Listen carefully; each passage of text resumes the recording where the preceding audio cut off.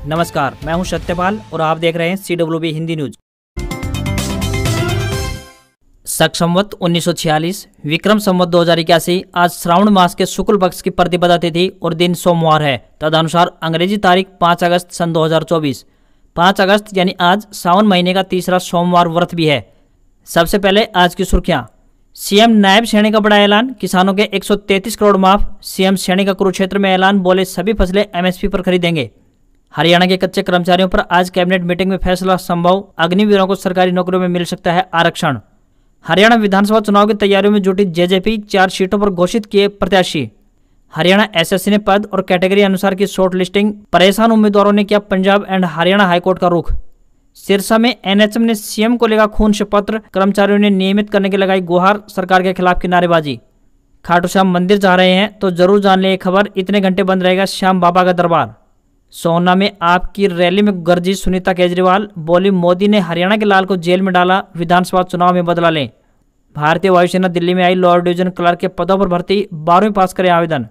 सोनीपत में गरजे पंजाब के मुख्यमंत्री भगवंत मान, बोले पंजाब में 43,000 नौकरियां दी हैं, चाहे फोन करके पूछ लो। नूंह में निकली दीपेंद्र हुड्डा की पदयात्रा, बोले हिसाब नहीं देगी तो लोग बीजेपी को जलता कर देंगे, षड्यंत्रों से सावधान रहें। हरियाणा में आमजन को झेलने होगी परेशानी, क्लर्कों ने फिर हड़ताल पर जाने का लिया फैसला, 12 अगस्त से 3 दिन की हड़ताल पर जाने का निर्णय। महेंद्रगढ़ में आपकी बदलाव रैली में भाजपा पर अटैक, सांसद संजय सिंह बोले अग्निवीर योजना हरियाणा के नौजवानों के साथ गद्दारी। बांग्लादेश में पीएम हसीना के इस्तीफे की मांग पर हिंसा, 91 की मौत, देश में कर्फ्यू, हसीना बोली प्रदर्शनकारी छात्र नए आतंकी हैं।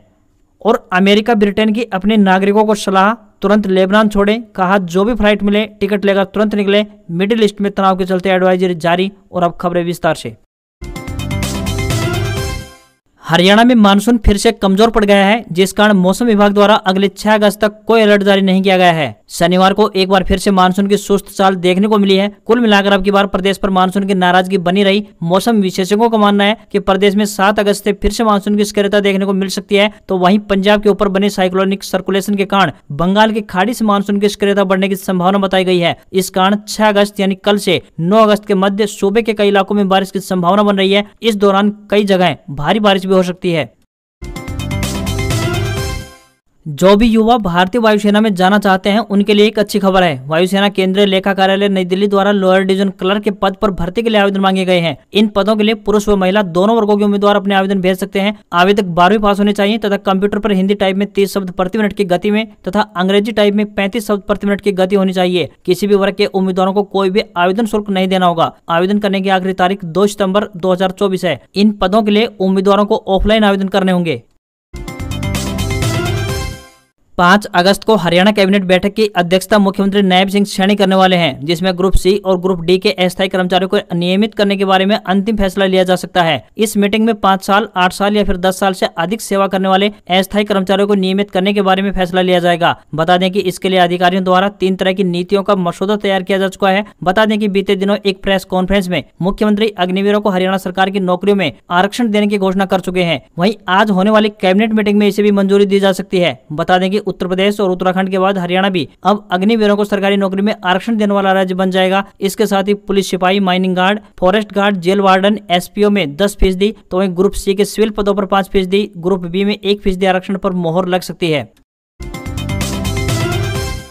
हरियाणा के मुख्यमंत्री नायब सैनी ने कहा है कि सरकार 14 फसलों को एमएसपी पर खरीद रही है, लेकिन अब केंद्र की तर्ज पर 10 और नई फसलों यानी कुल मिलाकर 24 फसलों को एमएसपी पर खरीद करेगी। उन्होंने किसानों के आबियानी यानी नहरों से सिंचाई का 133 करोड़ रुपए बकाया माफ करने का भी ऐलान किया। साथ ही वर्ष 2023 से पहले के प्राकृतिक आपदा से हुए खराबे के 137 करोड़ रुपए 1 सप्ताह के भीतर जारी करने की घोषणा कर दी है। उन्होंने कहा कि 3 स्टार ट्यूबवेल मोटर बेचने वाली सभी कंपनियां प्रदेश सरकार के पैनल पर होंगी, जिसका लाभ भी किसानों को मिलेगा। किसान अपनी पसंद की कंपनी से ट्यूबवेल के लिए मोटर खरीद पाएंगे। वहीं महाभारत की धरती पर रैली के जरिए यहां भाजपा के दिग्गज नेताओं ने अगले विधानसभा चुनाव के लिए सियासी बिगुल बजा दिया है। वहीं किसानों को साधने के लिए कई घोषणाएं भी की हैं। मुख्यमंत्री ने कहा कि 27 जून को उन्होंने घोषणा की थी, जिसके अनुसार 31 दिसंबर 2023 तक आवेदन करने वाले सभी किसानों को जल्द ट्यूबवेल कनेक्शन दिए जाएंगे। यही नहीं, बिजली निगम की ओर से किसानों के लिए लगाए गए ट्रांसफार्मर खराब होने पर उसे निगम की ओर से निःशुल्क यानी फ्री बदला जाएगा। मुख्यमंत्री ने कांग्रेस, पूर्व मुख्यमंत्री भूपेंद्र सिंह हुड्डा और सांसद दीपेंद्र हुड्डा को निशाने पर लेते हुए कहा कि जिनके अपने बही खाते फटे पड़े हैं वे हमसे हिसाब मांग रहे हैं। हम कांग्रेस को नहीं जनता को हिसाब दे रहे हैं। हमने विकास कार्यों व जन कल्याणकारी नीतियों के जरिए प्रदेश की तकदीर व तस्वीर बदली है। उन्होंने कहा कि हिसाब मांगने वाले कांग्रेस खुद बताए कि अपने शासन के दौरान कितने दलितों के घर चलाए, कितने किसानों की जमीन को लुटवाने का काम किया, कितने युवाओं को क्षेत्रवाद का शिकार बनाया। हमें ऐसी पार्टी को हिसाब देने की कोई जरूरत नहीं है। हम जनता को हिसाब देंगे जिसके लिए आज शंखनाद कर दिया है।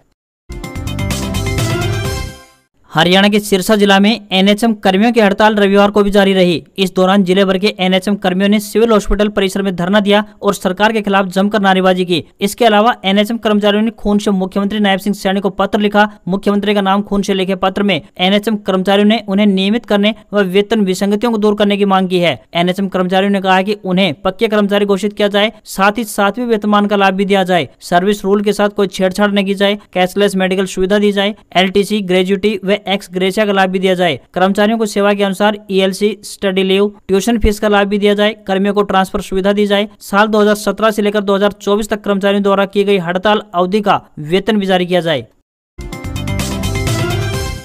हरियाणा के नूह पहुंचे कांग्रेस सांसद दीपेंद्र हुड्डा ने कहा कि भाजपा सरकार अगर हिसाब नहीं देगी तो जनता इनका हिसाब चुकता कर देगी। वे रविवार को हरियाणा मांगे हिसाब यात्रा का नेतृत्व करने फिरोजपुर झिरका पहुंचे थे। उन्होंने कहा कि जब तक भाजपा को सत्ता से बाहर नहीं कर देते चैन से नहीं बैठेंगे। दीपेंद्र हुड्डा ने कहा कि हरियाणा की जनता ने बदलाव का फैसला ले लिया है और लोकसभा चुनाव में बीजेपी को हाफ करके इसकी झलक दिखा दी है। उन्होंने लोगों को यह भी कहा कि अब चुनाव होने तक बीजेपी हर तरह के षड्यंत्र रचेगी, सावधान रहे। दीपेंद्र हुड्डा ने कहा कि आज प्रदेश में सबसे ज्यादा बेरोजगारी, सबसे ज्यादा महंगाई, सर्वाधिक अपराध दर क्यों है। इसके अलावा इन्हीं 10 वर्षों में खनन घोटाला, शराब घोटाला, मेट्रो रूट बदलाव घोटाला हुआ है। उन्होंने भाजपा को पोर्टल की सरकार बोलते हुए कहा कि जन विरोधी पोर्टल आईडी जब गुजरात में नहीं है तो हरियाणा में क्यों लागू की गई। उन्होंने कहा कि हरियाणा के युवाओं को इस सरकार ने सीईटी तथा कच्ची नौकरियों में उलझा दिया है। उन्होंने हरियाणा मांगे हिसाब यात्रा में उमड़े जन सैलाब को लेकर सीएलपी लीडर आफ्ताब अहमद और विधायक मामन खान इंजीनियर सहित उन तमाम कार्यकर्ताओं का आभार जताया और उन्हें बधाई दी कि फिरोजपुर झिरका का यह कार्यक्रम जबरदस्त और शानदार रहा। हरियाणा के नारनौल में पुरानी पेंशन स्कीम यानी ओपीएस की बहाली के लिए सरकारी कर्मचारियों ने पेंशन बहाली संघर्ष समिति हरियाणा के बैनर तले जबरदस्त रोष प्रदर्शन किया। कर्मचारी पुरानी पेंशन की बहाली की मांग कर रहे थे। पेंशन बहाली संघर्ष समिति के राज्य महासचिव ऋषि नैन ने कहा कि पिछले 7 सालों से कर्मचारी निरंतर पुरानी पेंशन बहाली की मांग कर रहे हैं, लेकिन सरकार बहरी बनी बैठी है। सरकार को जगाने के लिए कर्मचारियों ने करनाल, पंचकुला, जींद, हिसार, गोहाना में रैलियां की है। पंचकुला में सीएम आवास का घेराव भी किया, लेकिन सरकार ने पेंशन बहाली के बजाय कर्मचारियों पर लाठी डंडों, आंसू गैस और वाटर कैनन का बेरहमी से प्रयोग किया। कर्मचारियों ने लोकसभा आम चुनाव में वोट फॉर ओपीएस मुहिम चलाई, जिसका नतीजा सबके सामने है।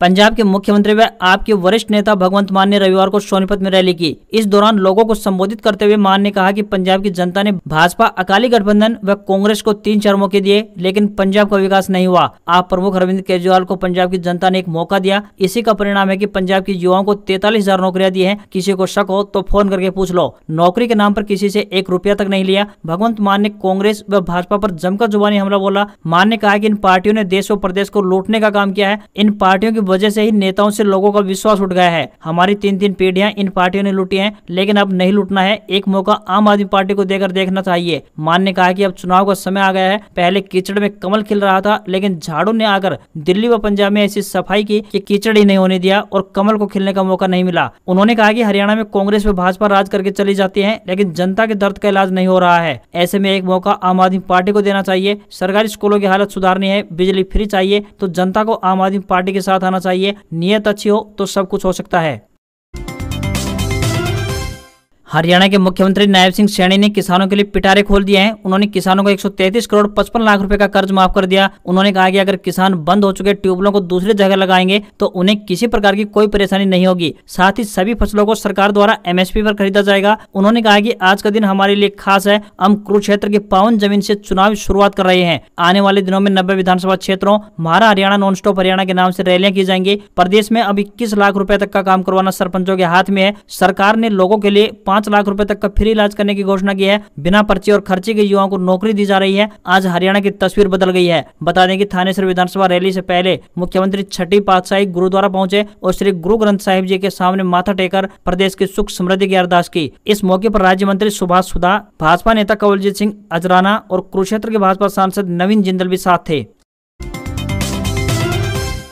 लोकसभा चुनाव में करारी हार का सामना करने वाली पूर्व डिप्टी सीएम दुष्यंत चौटाला की जननायक जनता पार्टी यानी जेजेपी ने इसी साल अक्टूबर महीने में होने वाले विधानसभा चुनाव को लेकर तैयारियों को अंतिम रूप देना शुरू कर दिया है। जसपा हर जिले में कार्यकर्ता सम्मेलन आयोजित कर संगठन को फिर से खड़ा करने की कवायद में जुटी हुई है। हाल ही में पार्टी ने सभी जिलों में अध्यक्षों की नियुक्ति की है। इसके साथ ही 7 जिलों में प्रभारी भी नियुक्त कर दिए हैं। सिरसा में पार्टी कार्यकर्ताओं को संबोधित करते हुए जेजेपी के संरक्षक अजय सिंह चौटाला ने 4 विधानसभा सीट पर प्रत्याशियों के नाम की घोषणा कर दी है। उन्होंने कहा कि विधानसभा चुनाव में अब ज्यादा समय नहीं बचा है। अजय सिंह चौटाला ने पार्टी प्रत्याशी घोषित करते हुए कहा कि दुष्यंत चौटाला इस बार भी उचाना विधानसभा सीट से चुनावी रण में होंगे। वहीं दिग्विजय चौटाला सिरसा जिले की डबवाली विधानसभा सीट से चुनाव लड़ेंगे। जुलाना विधानसभा सीट से वर्तमान में विधायक अमरजीत ढांडा फिर से इसी हल्के से चुनावी ताल ठोकेंगे। तो वहीं चरखी दादरी सीट से पूर्व में विधायक रहे राजदीप फोगाट एक बार फिर से इसी हल्के में चुनाव लड़ते हुए दिखाई देंगे।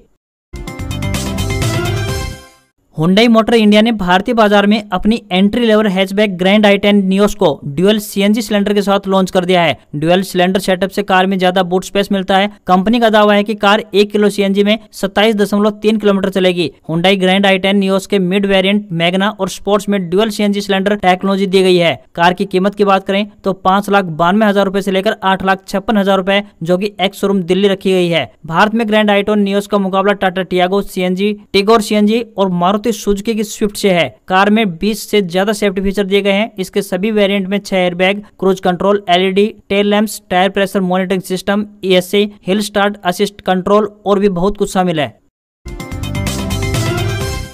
रेलवे यात्रियों के लिए एक जरूरी खबर सामने आ रही है। भारतीय रेलवे ने जानकारी साझा करते हुए कहा है कि हरियाणा से होकर गुजरने वाली 3 ट्रेनों के संचालन समय में बदलाव किया है। Train number 12,259 Sealdah Bikaner Duronto express train 5 अगस्त से सियालदा से अपने निर्धारित समय से प्रस्थान कर बीकानेर स्टेशन पर शाम 6:20 के स्थान पर परिवर्तित समय शाम 6:35 पर पहुंचेगी। तो वहीं train number 14,897 Bikaner Hisar train 6 अगस्त से बीकानेर से 6:30 बजे के स्थान पर परिवर्तित समय 5:55 पर प्रस्थान कर मध्य रात्रि 12:45 के स्थान पर परिवर्तित समय 12:35 पर हिसार स्टेशन पर पहुंचेगी। तो वहीं train number 22,464 Bikaner Delhi Sarai train 10 अगस्त से बीकानेर से प्रस्थान करेगी। इस ट्रेन का नोखा, नागौर, मेड़ता रोड, डेगाना व मकराना स्टेशनों पर संचालन समय में आंशिक परिवर्तन किया गया है। अगर आप भी विश्व प्रसिद्ध खाटू श्याम जी के भक्त हैं तो आपके लिए एक अहम खबर आई है। अगर आपका मन भी इन दिनों बाबा श्याम के दर्शन करने का है तो इस खबर को ध्यान से देख लें। दरअसल खाटू श्याम जी स्थित श्री श्याम मंदिर के कपाट कुछ घंटे के लिए बंद रहने वाले हैं। श्याम भक्तों से अपील करते हुए कमेटी ने लिखा है कि दिनांक 5 अगस्त 2024 रात 10 बजे से 6 अगस्त 2024 शाम 5 बजे तक श्री श्याम बाबा के दर्शन नहीं हो पाएंगे। अतः भक्त इस अवधि के दौरान मंदिर में न आए। इस अवधि के बाद दर्शन के लिए पधार सकते हैं और व्यवस्थाओं में अपना सहयोग प्रदान कर सकते हैं। चाइनीज टेक कंपनी Xiaomi के इंडियन सब ब्रांड पोको ने भारतीय मार्केट में Poco M6 plus 5G smartphone launch कर दिया है। स्मार्टफोन क्वालकॉम की Snapdragon 4 Gen 2 AE accelerated edition chipset से लैस है, जो कि एंड्रॉइड 14 ऑपरेटिंग सिस्टम पर काम करता है। फोन में 120 हर्ट्ज रिफ्रेश रेट और कॉर्निंग गोरिल्ला ग्लास 3 प्रोडक्शन वाला 6.79 इंच का फुल HD प्लस डिस्प्ले और 108 मेगापिक्सल का ड्यूअल रियर कैमरा दिया गया है। भारतीय बाजार में स्मार्टफोन 5 अगस्त से सेल के लिए अवेलेबल हो जाएगा। इसकी शुरुआती कीमत 13,499 रुपए है। स्मार्टफोन में 3 कलर ऑप्शन यानी मिस्टी लेवेंडर, ग्रेफाइट ब्लैक और आइस सिल्वर में लॉन्च किया गया है। पावर बैकअप के लिए स्मार्टफोन में 5030 mAh की बड़ी बैटरी दी गई है। चार्जिंग के लिए 33 वाट का वायर्ड चार्जिंग सपोर्ट दिया गया है। हरियाणा सरकार की कॉमन एलिजिबिलिटी टेस्ट यानी CET पॉलिसी की वजह से ग्रुप C पदों की भर्तियों में अच्छे अंक लेने के बाद भी हजारों उम्मीदवार नॉलेज यानी स्क्रीनिंग टेस्ट देने से वंचित हो चुके हैं। CET पॉलिसी में प्रावधान है कि पदों और कैटेगरी का 4 गुना उम्मीदवार शॉर्टलिस्ट होंगे, लेकिन इस नीति को हरियाणा कर्मचारी चयन आयोग ने लागू किया तो एक पदनाम एक समान योग्यता वाले पदों की संख्या से 4 गुना उम्मीदवार शॉर्टलिस्ट नहीं हो पाए हैं। इससे हजारों उम्मीदवार चिंता में हैं। ऐसे में वे अब पंजाब एंड हरियाणा हाईकोर्ट की तरफ जा रहे हैं। उनकी मांग है कि जैसे जूनियर इंजीनियर सिविल या जूनियर इंजीनियर इलेक्ट्रिक या पटवारी या क्लर्क या अन्य एक जैसे पदनाम वाले पद हैं, उनकी संख्या जोड़कर कैटेगरी अनुसार उम्मीदवारों को शॉर्टलिस्ट किया जाना चाहिए। आज खबरों में बस इतना ही। देखते रहिए आपका अपना हरियाणा का सबसे बेहतरीन news channel CWB Hindi news. नमस्कार। इसी आशा के साथ आपका दिन शुभ रहे।